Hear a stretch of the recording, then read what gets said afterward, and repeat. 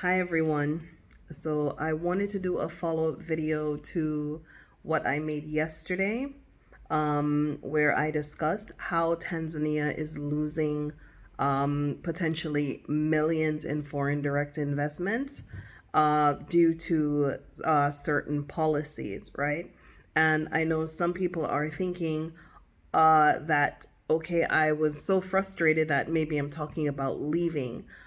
Me personally, I am holding the line. I know that I am here in Africa holding the line for the rest of the people who are looking to come, or people who are looking to invest, or the future.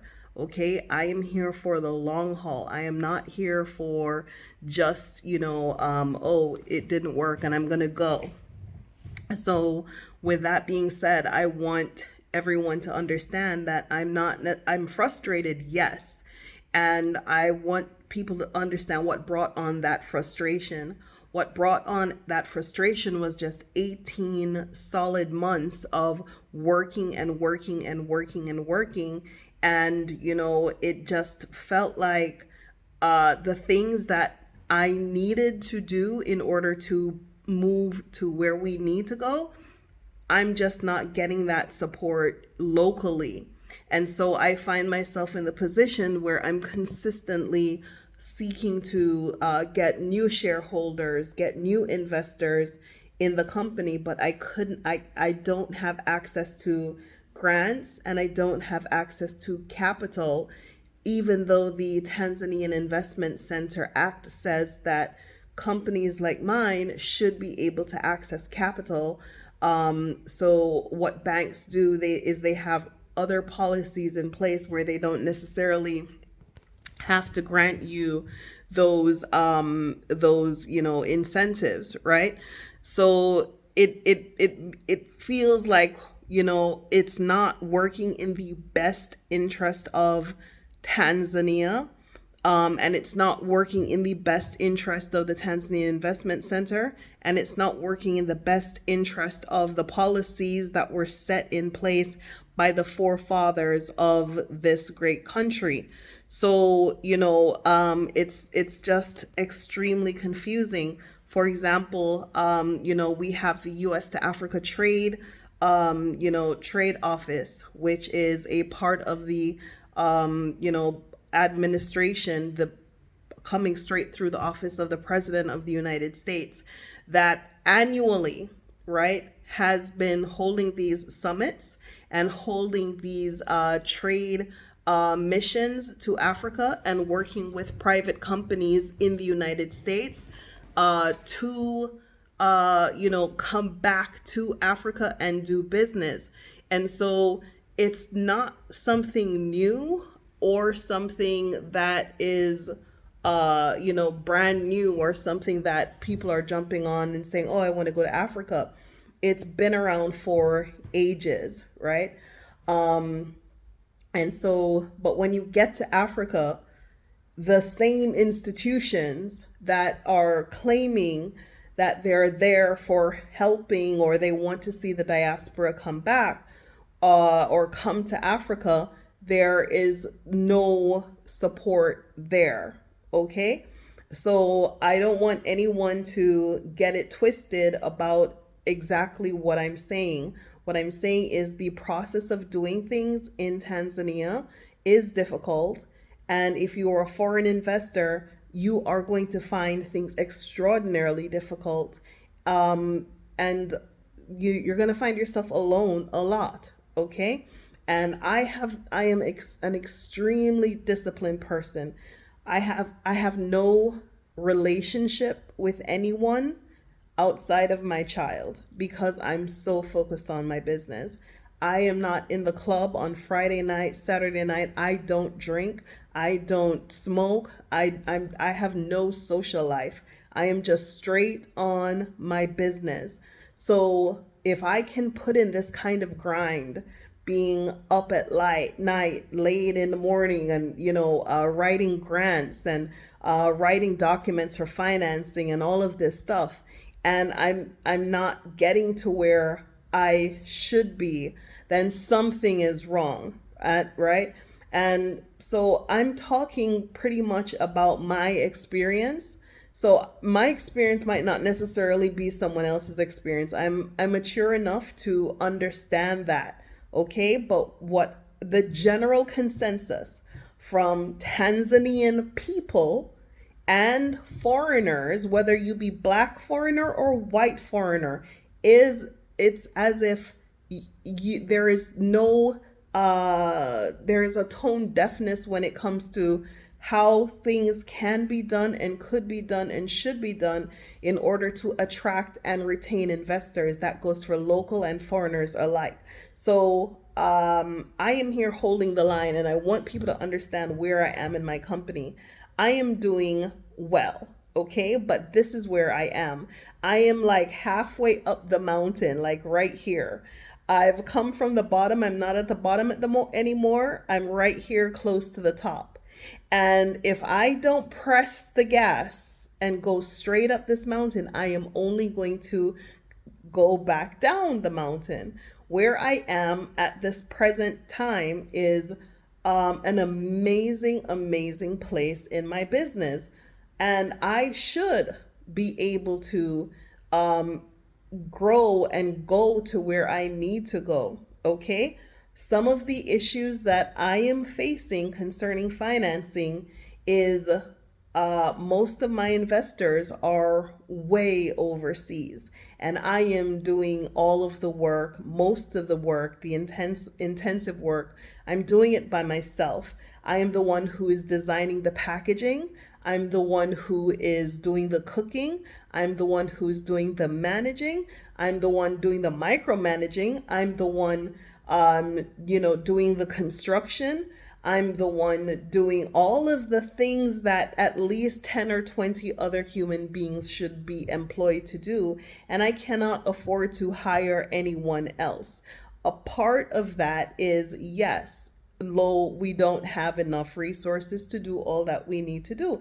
If I had the money, would I be frustrated? Yes, because there were days when I had enough money to do everything and jump through all the hoops of fire, and I was in tears at the end of those days too, because it is difficult, okay? And you have to be made of something else and be tough as nails to go through this here and still have your wits about you.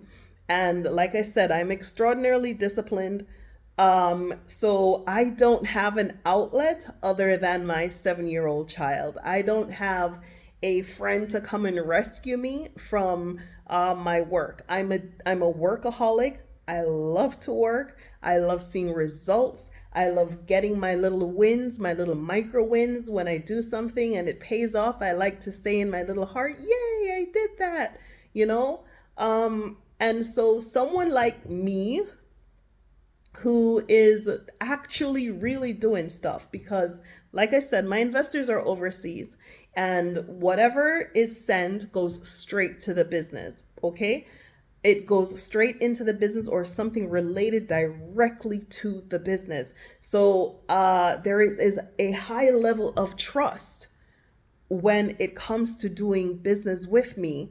And so I go above and beyond to ensure that these people who send me their hardworking money to do what I'm supposed to do, it is done.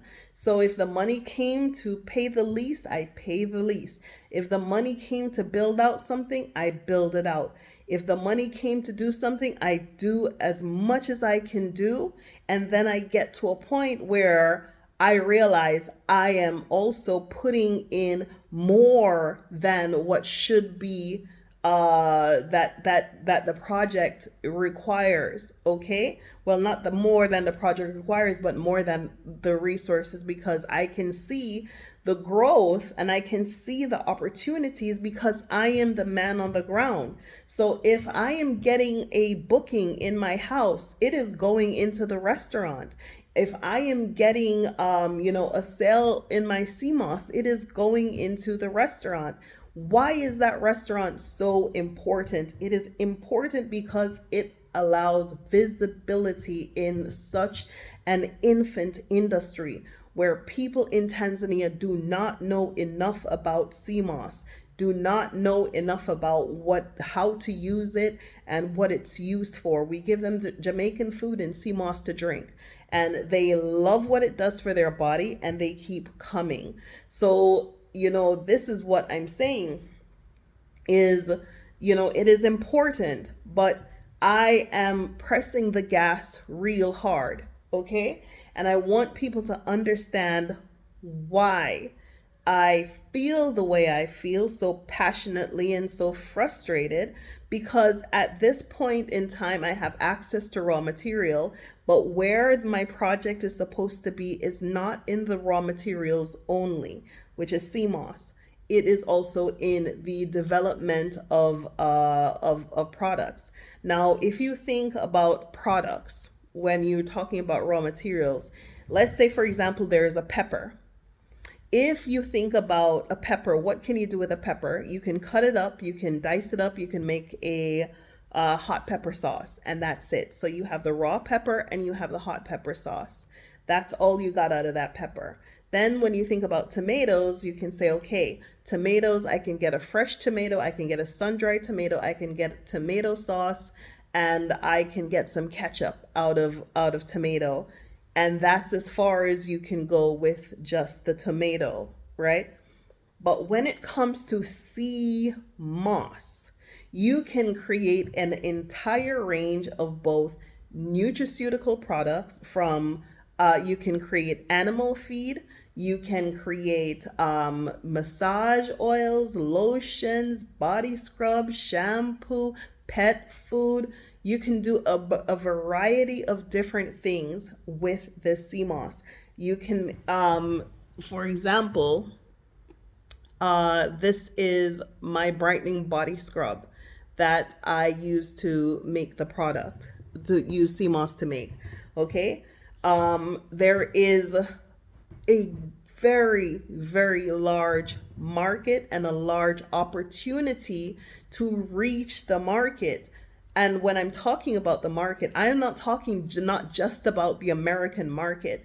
I am talking about the African continent. The African continent itself is a huge market. There are so many middle income economies on the continent. I am not trying to export to only the rich European countries. I'm a Pan-Africanist. I look in detail at the economic opportunities that exist in Africa first, okay? And I am telling you, I can tell anyone, and I have the paperwork, that if I stay right here in Tanzania and I get the things that I need to do what I need to do, this sea moss will drive Tanzania's economy. And I can promise you that if I am allowed to do the things that I sought to do, and I have the opportunity to do that, this industry will drive Tanzania's economy.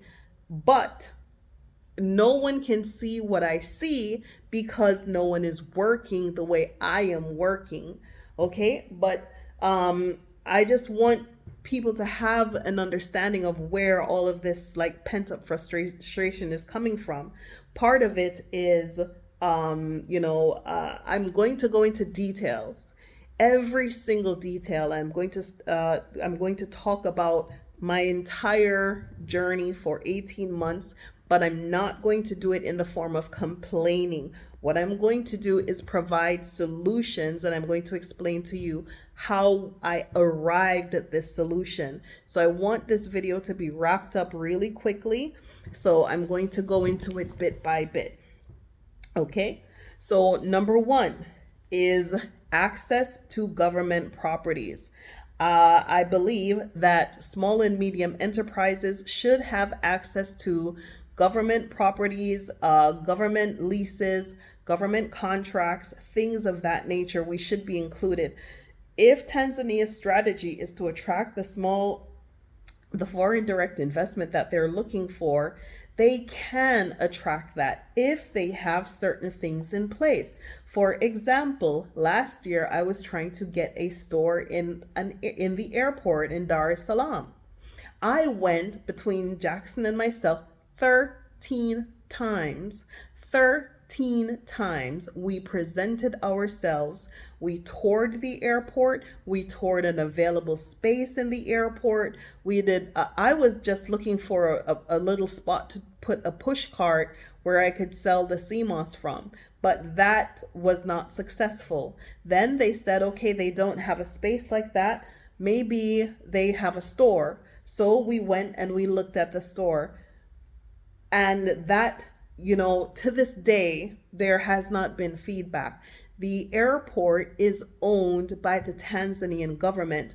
You would think that the Tanzanian government, would realize that this is a corporation doing business for the upliftment and support of Tanzanian farmers. And so let's have an opportunity. What they said to us is they don't know us, or they don't know the product, or they don't know anything. So we should just kick rocks. We should just kick rocks because so all the money that we spent in the registration and documentation is so you can tell us that you don't know us and you don't know CMOS. So if Tanzania is seeking foreign direct investors, they need to pull up their socks and open their eyes and open their mind. And people should not be allowed to block Tanzania's prosperity. Okay? The people who do not who do not know anything about foreign direct investments and attracting, those people are actually undermining the work of Mama Samia. She is doing diligent work trying to attract foreign direct investors, but her people are letting her down on the job. Serious. Okay. So that's one property. Second property was a barrier island close by here, a barrier island here in the Dar es Salaam Marine Reserve.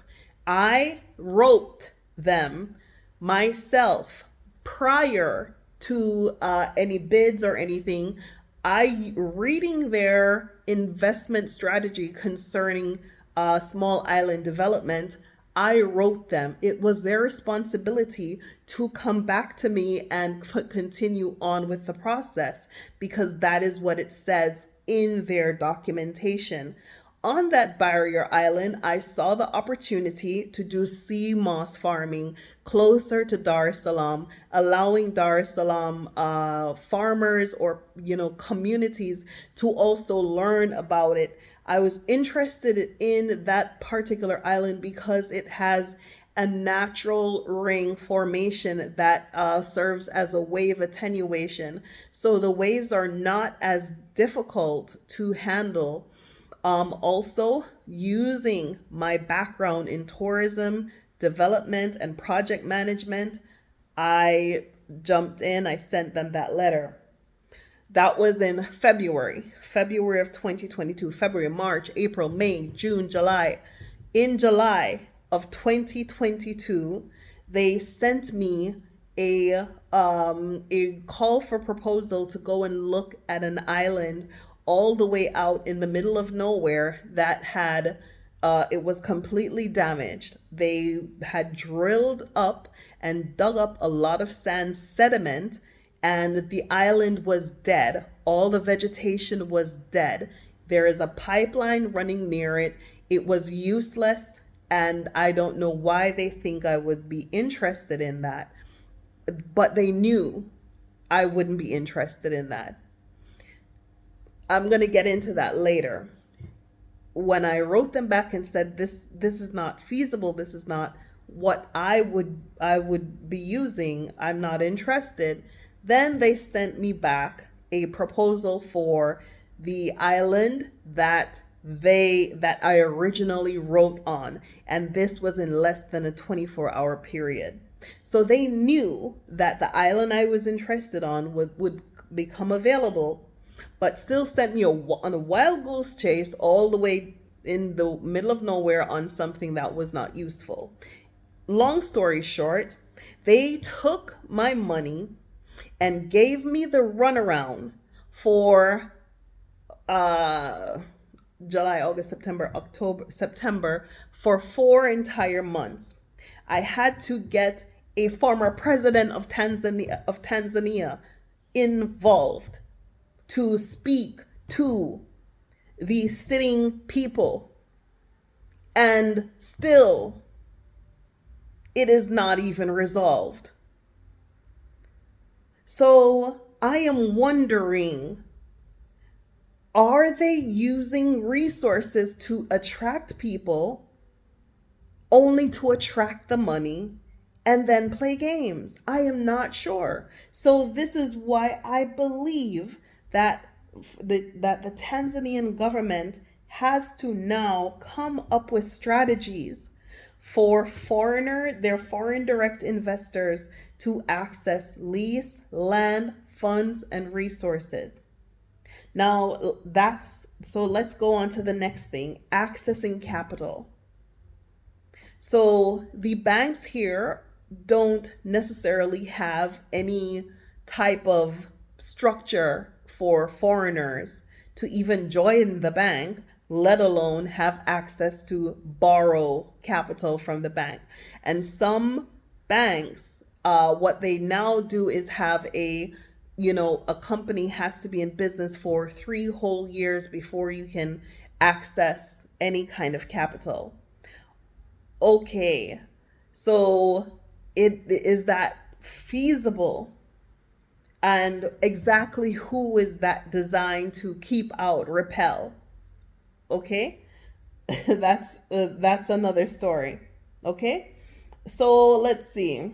The next is equality of the fees. As I said in the previous videos, there are some paperwork, permits, and licenses where a foreigner is paying 500 times more than what a local company is paying. And that is extraordinarily unfair. And that document, some of those papers are not even necessary to obtain the document that you need. For our export license, in order to export, we have to have 13 pieces of paper. And each of them depend on each other, and each of them is equally nightmarish to achieve.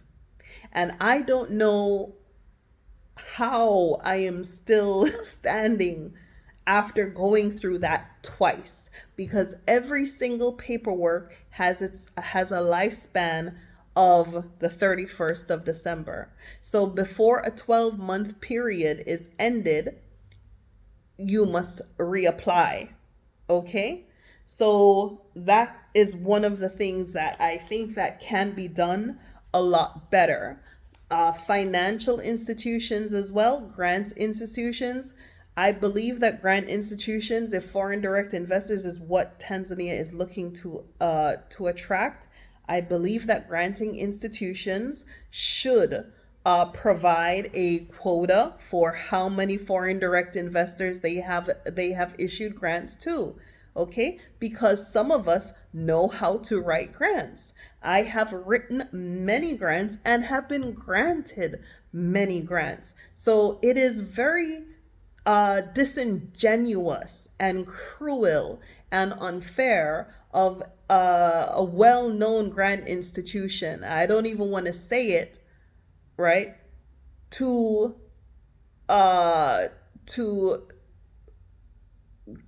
string me along for 9 months. I wrote initially for investments because I am still looking for a major investor. I initially wrote for investments.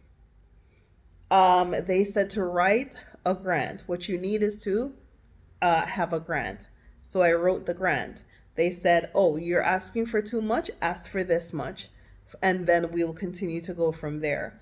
I rewrote the grant. I asked for the amount they said to ask for, and it took between February to May for them to have a meeting with me to then turn around and tell me during that meeting in May that, oh, we have a new grant, we've changed that, and it's only for Africans. Now we're talking about an American grant maker from the office of the President of the United States, the representative in grant for the President of the United States in Africa. So this makes me wonder, is also that a farce? Are y'all just telling folks from your people in the U.S. to Africa trade and development, are y'all just spending all that money to look good? Or do you actually want to support people who are looking to come? And you African Americans, you better stop letting people hype you up with oh, go to Africa. Don't let them do it in those USAID people. They're playing games. Oops, I said it well. Oh, well. Those people who are not us, those unchocolated people, are telling us, oh, you need to go to Africa and you need to work there. They want to work through the diaspora.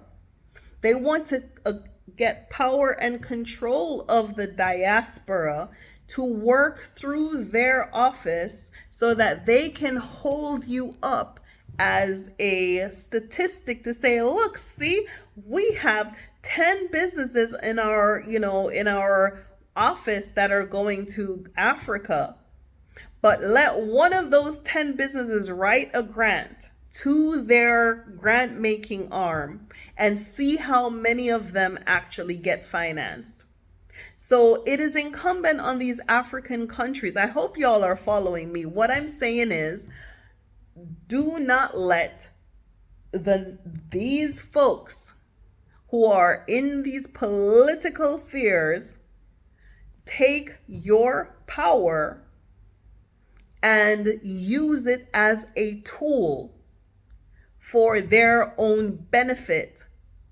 Because at the end of the day, I am living, breathing, walking, talking, document, receipt holding proof that they are not about the diaspora, not on the African continent. They will tell you and gas you and tell you all different kinds of stuff before, oh, Africa this and Africa that, because it sounds good. It makes a sound bite. It's a great clip. It's great for TV. It's great for social media. It's great for their image. It's great so Africa can look and say, oh, wow, they're doing something. Oh, but when it comes to the African diaspora, we are on our own. Period, point blank. We have no friends. In the words of the Honorable Dick Gregory, may he rest in peace, we ain't got no friends. We have no friends. We have to be our own friends. Watch those sweet talking people in their nice suits and their beautiful air-conditioned buildings and their pretty shiny cars, who are all of a sudden they start calling your name and encouraging you and telling you all different kinds of stuff. But at the end of the day, they are doing nothing. They're not here in the sun. They're not here in the sweat. They are not holding the line for you. Okay? So watch them, people. And I think these African leaders and these African nations need to hold these people accountable, because if in Tanzania, the number one means of financing certain projects is the foreign direct investor, that means we are their cash cow. They have to protect the cash cow. They have to protect their goose that lays the golden egg. If we are laying golden eggs and getting kicked out and kicked around and disrespected and not being supported when we need it, then we need someone to speak on our behalf. Okay? And I don't designate myself as the advocate, because I saw other people want that role, but at the same time, I realize that there is no better advocate than myself because I am the one feeling it. I am the one going through it. I am the one experiencing it. And it is not fun. It's not fun. I love Tanzania. I love Tanzanian people. I love them to death. But y'all need to get this right. The African American community is worth 1.6 trillion US dollars, more than the entire economy of Turkey.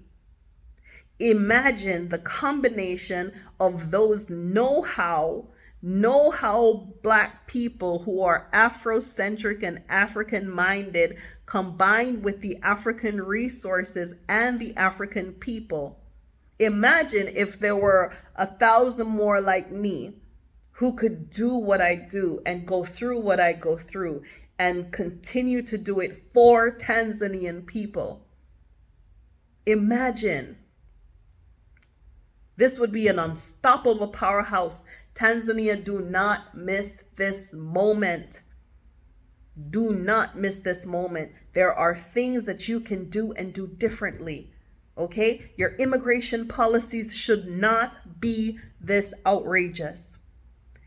There is no reason in the universe why in this day and age the visitor's visa is only 90 days. It could be 6 months. Why not? It's 6 months in Jamaica. It's 6 months other places. It's 6 months. Why can't it be 6 months? Why does it have to be 90 days? And I'm not on a visitor's visa, but I'm going to tell you something.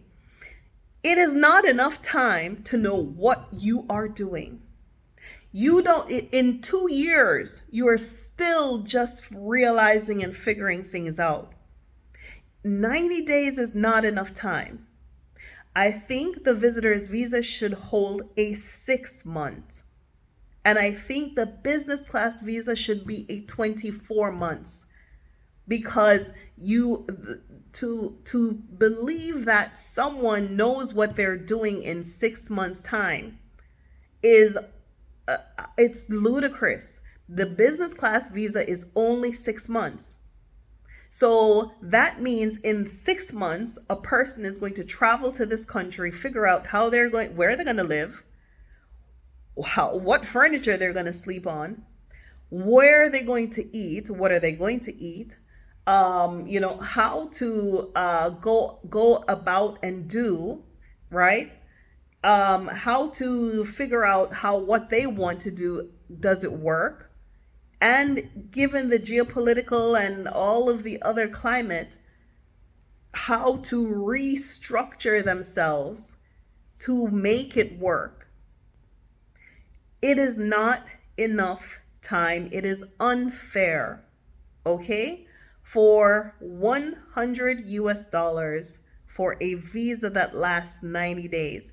It sounds like a lot of time, but it is not. The visitor's visa needs to be more in tandem with what the rest of the universe has. 6 months. The business visa.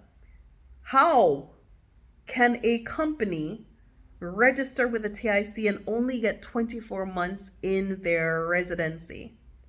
And in that 24 months, they don't have access to funding, but the financial institutions require you to have at least 3 years before you have access to financing.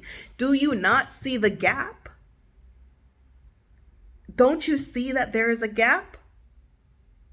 There are things that need to be more cohesive as far as supporting your objectives. You can amend these very easily.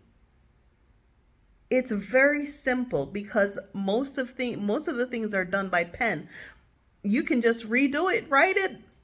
But this has to be a decision and a choice. So Tanzania has to choose that they want more foreign direct investment coming from the people who are Afrocentric, which are Black folk. They need to bring back their own diaspora. They need to have policies in place that says if a person can prove their ancestry through in Tanzania, they have the right to apply or earn their residency automatically. It's fine if you don't want to give them dual citizenship, but those people should automatically have something. It's unfair. It really is, because you're missing tons and tons and tons and tons and tons and tons of money, but you cannot see it. So Tanzania, for my beautiful, beautiful Tanzania to have the success that I see for Tanzania, she needs to look at what she has and how she can do this differently. For me to export, it shouldn't be easier for me to move my product to Zanzibar and export it. It shouldn't be simpler. Okay? I initially thought, okay, since I'm already on mainland, maybe what I need to do is just, utilize everything that I have here instead of renting another place, and then, spending more money in transportation, spending more money to re-register the company in Zanzibar. I thought I could do it faster from here because I already have so much. I have land here. I have space here. I have access to high quality sea moss. I have a restaurant. I have packaged goods. I have network. I have the farmers. I have inroads. I have community. I have all of that. And my family is here. My child is in school. She's knitted in with her friends. But it seems that none of that matters because the policies are not here, simply not here to foster the kind of growth and network development that's needed. Okay? So those are some of the things. I mean, I didn't want this video to be this long, but it is what it is. Please, I am still looking for investors in the company. Our investors have the right to live and work in Tanzania. Investors in this company have a lot of privileges. Also, they're allowed to buy land in Tanzania. So I'm looking for someone who's willing to inject enough that we can build out processing and packaging and ship our container and things like that. Okay. But right now in this short term, I'm looking to ship my container. I have someone in place that I can hire to help take on the responsibility of the trading of CMOS, as in the logistics of getting it, processing it, and getting it on a boat and getting it out of here. So I really need your support. Please go ahead and click on the GoFundMe link below. Please make a donation. Get us to where we need to be, because I am here holding the line. I am holding on. Okay, I am not running.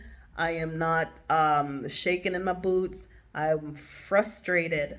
Okay, but I am holding the line. I'm holding the line because I know down the road, 1 year, 2 year, 3 year, 4 year, 5 years, somebody's gonna come.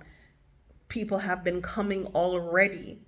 Okay, having the Exodus house, so many people come because I'm here holding the line. Having the CMOS business, there are people who want to come and experiment with growing different things and doing different things. They're coming because I am holding the line. You diaspora people who are looking to return to Africa, you are going to need someday someone to help you to navigate. And if you everybody looks the other way, we are not going to have the success in the future. I am going to be an ancestor. I am an ancestor to who is coming behind me. And I have done a tremendous amount of work for someone to stand on and have success. Okay? So with that being said, thank you so much. And those of you who have contributed, I appreciate your time. I appreciate you, and I appreciate all that you have done. I appreciate your kind words. I appreciate everything positive that you have sent my way. Okay, I am here holding the line. I'm a Jamaican. I'm in a rump. I'm serious. I'm about business. We need to get certain things done. This one price for Tanzanians and one price for foreigners, that's got to go. It's got to go. This immigration brouhaha, not allowing certain things, got to go. More flexibility is needed, at this lack of access to capital. It's got to go. Got to go. Got to go.